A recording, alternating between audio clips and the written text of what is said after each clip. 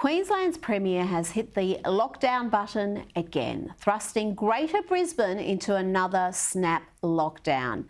The state recorded 4 new community coronavirus cases of the UK cluster, prompting this latest lockdown. Schools will now be closed, residents are being told to stay home, and new restrictions, including face masks, are mandatory. Joining me now is Leisa Goddard, Adoni Media Managing Director and former TV journalist.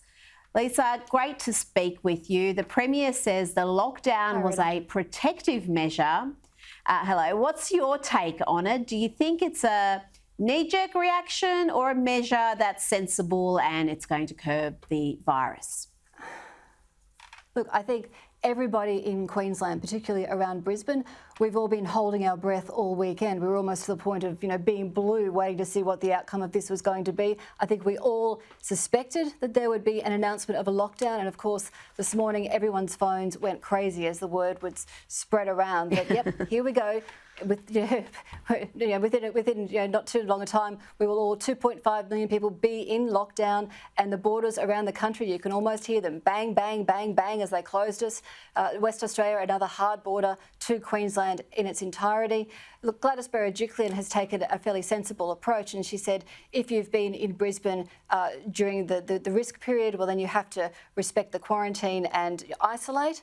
However, she's also gone out hard and said, look, if you were planning a holiday to Queensland, well, now's the time to holiday in New South Wales. And I think that is the crux of it. I remember sitting on this very desk with Peter Gleeson during the front page this time last year and talking about how, fingers crossed, the tourism sector will be able to get through Easter. Easter will be the great saviour that they were counting on. And here we are again, days out from heading into the Easter break, and tourism operators here are just terrified. They're already seeing, from the phone calls I've made this afternoon, people from interstate cancelling their holidays.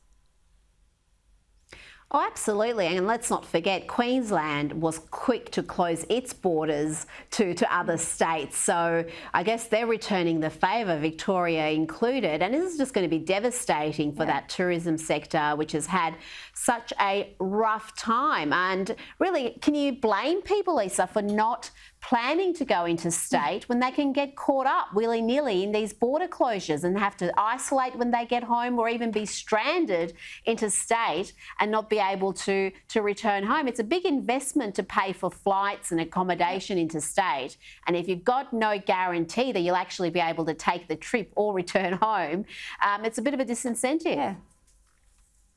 And Rita, you're exactly right. Why would you plan a trip to Queensland? And look, we desperately need people from around Australia to travel to Queensland because our tourism sector here is so reliant on that travel, given that we've got the international border closed. And if you jump on booking.com, for example, I checked this morning and everything had been sort of booked out prior to today, and now we're seeing more and more vacancies pop up. Now, take, for example, the Gold Coast. They've lost $3 billion. That's $3 billion in tourism, lost tourism dollars in 2020 alone. So they were really counting on Easter being that great turnaround period.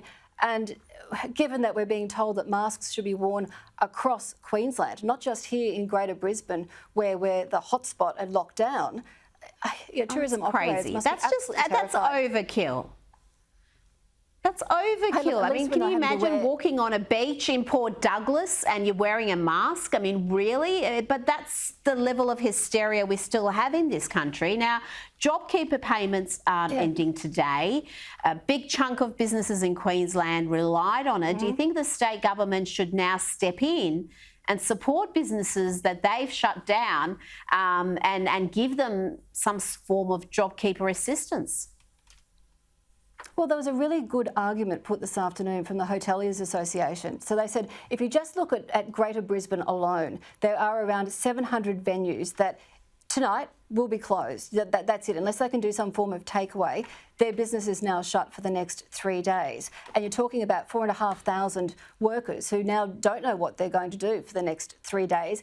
And look, let's keep our fingers crossed that we don't go beyond the 3-day lockdown, because there are no guarantees given the number of new cases that are now popping up and how trigger happy our Premier seems to be in shutting down our areas. So, look, there is a big argument there that if it's the state governments that are closing the borders, then it should be the state governments that are helping pick up the tab and not continue to put their hand out to the federal government for support. Well said, yes. Queensland taxpayers can fund Queensland welfare. Those Queensland hospitals are only for Queensland people. It can go both ways. We've seen also the hoarding. Sorry, go on. Oh, yeah. I was going to say, ask Stephen Miles. He didn't even want to... Remember the whole tearing up of the bill that was sent from Gladys Berejiklian for the cost of quarantine in New South Wales? He's a clown. I mean, this is what I worry about. This is what I worry about with Queensland. I don't think your contact tracing system has ever really been tested. No. So there is a fear that this virus will get away from you, even with this 3-day lockdown, because if that contact tracing program isn't fit for purpose, then that's going to be an issue. And also we've got people talking about politicians not learning. The public aren't learning either, Leisa. We saw lines outside supermarkets, people again panic buying toilet paper and pasta. What's going on there? Do people again think that we're going to run out of these essential items? How many times has everybody who has sat on a Sky desk questioned, what is it with the toilet paper? I still don't get it. I sent my son out today. We legitimately needed milk, right? So I sent my teenage son out, go and buy the milk. And he rang me and said, the lines outside of Coles and Woolworths are ridiculous. I'm not going there. And he said, and people are walking out with big packets of toilet paper. It's still happening over a year on. I really don't understand the tissues maybe. Toilet paper, I don't get. It's crazy. And if you actually do need to buy those items, then, you know, you're in trouble because the crazy people are hoarding it and you're not going to get any. Leisa Goddard, thank you for your time today. Pleasure. Have a good weekend. I won't be. I'll be locked up. You will be.